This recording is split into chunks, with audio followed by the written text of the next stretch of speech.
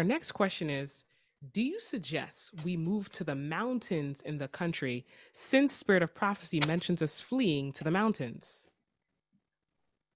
All right. Now, what if you live in an area where there are no mountains?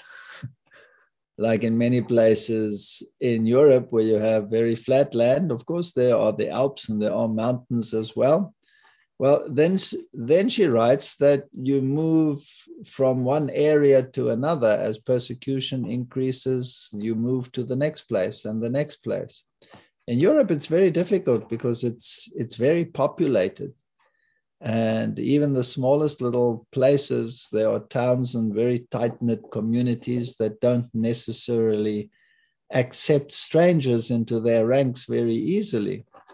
So yes, when we say move into the mountains, it means move into places where you will not be crowded together, where the houses are not crowded together, where you have some room.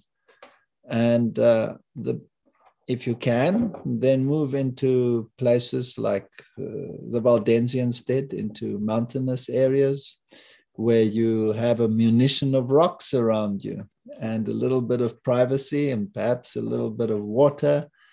Without water, you can do nothing.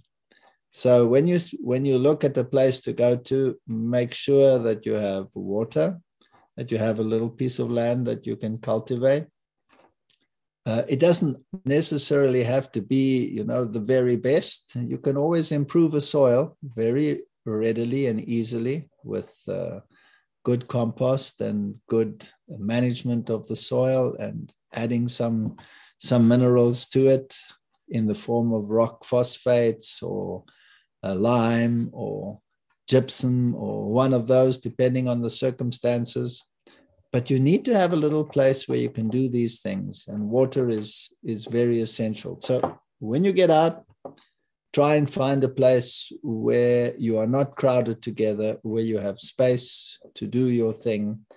And that's basically all that you can do. So there isn't a specific place that you can say you're not allowed to go to that one because it's in the valley, it's not in the mountains. I don't think she is that specific in her requirements.